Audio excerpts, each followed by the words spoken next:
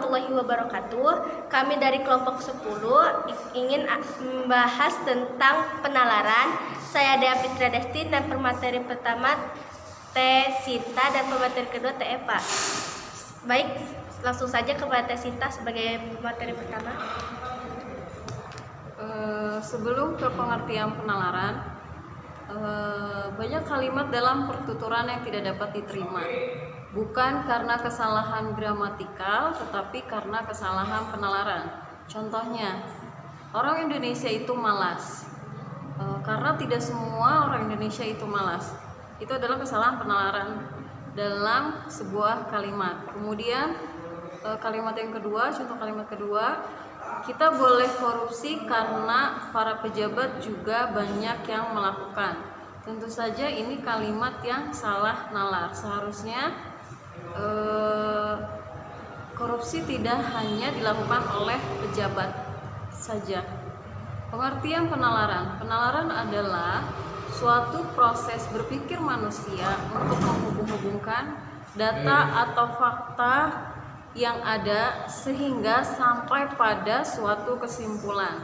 Simpulan yang dihasilkan lewat penalaran itu harus benar dan absah. Proses penalaran yang benar, satu, proposisi. Proposisi adalah pernyataan yang lengkap dalam bentuk subjek, predikat, atau kesatuan item-item yang membentuk kalimat. Kalimat yang memiliki pernyataan arti yang penuh dan utuh. Contohnya, merpati adalah kelas burung. Yang kedua, trem. Trem adalah kata atau kelompok kata yang dapat menjadi subjek atau predikat dalam kalimat proposisi. Contohnya, tebu itu manis. Kemudian bentuk penalaran ada dua.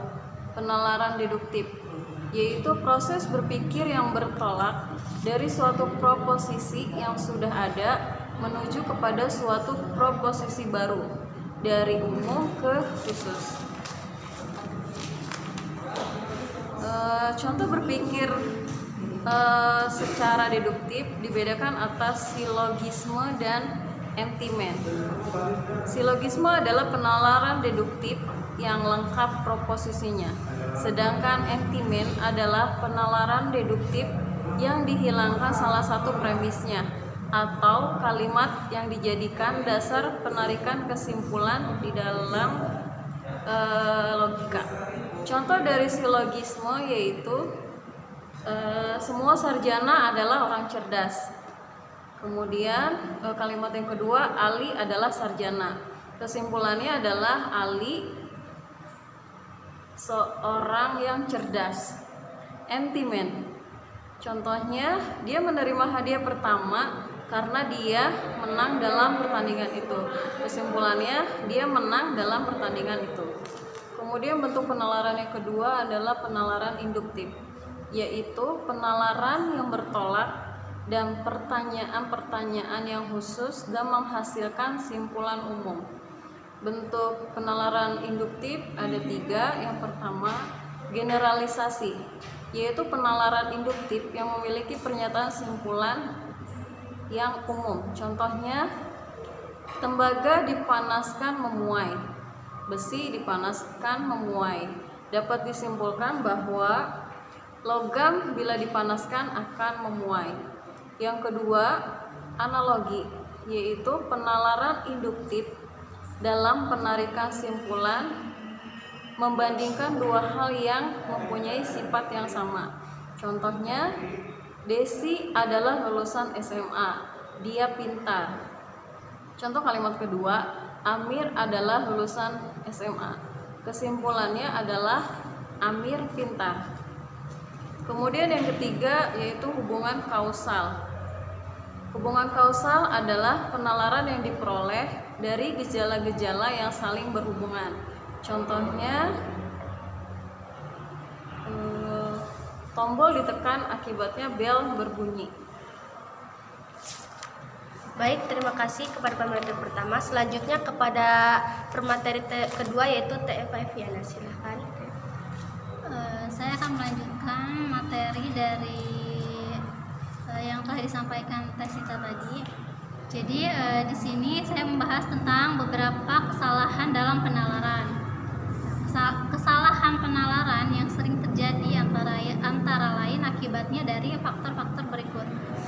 Yang pertama itu ada kesalahan dalam menarik kesimpulan deduktif. Kesimpulan deduktif adalah simpulan yang ditarik dari sebuah pernyataan umum yang lazim disebut premis mayor atau PM, dan sebuah pernyataan khusus yang lazim disebut premis minor. Nah, contohnya ada semua dokter tulisannya jelek, itu premis mayornya. Sedangkan premis minornya adalah ayah saya seorang dokter. Kesimpulannya jadi ayah saya tulisannya jelek.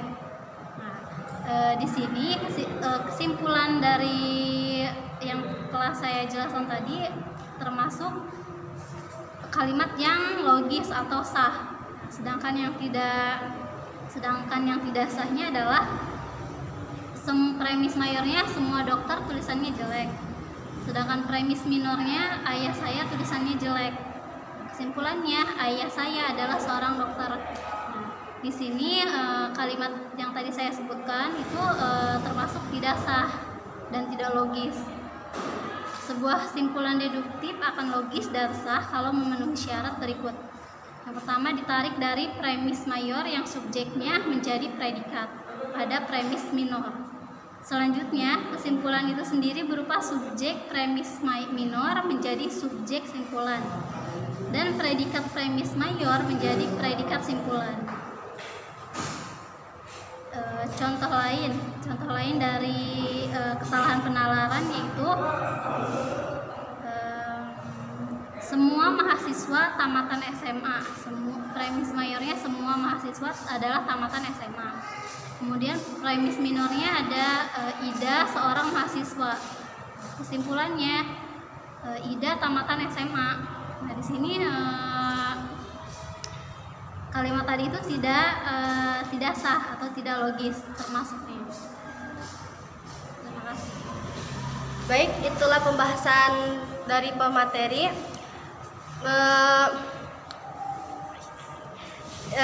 Jika ada yang ditanyakan silakan bertanya. Sekian dari kami. Wassalamualaikum warahmatullahi wabarakatuh.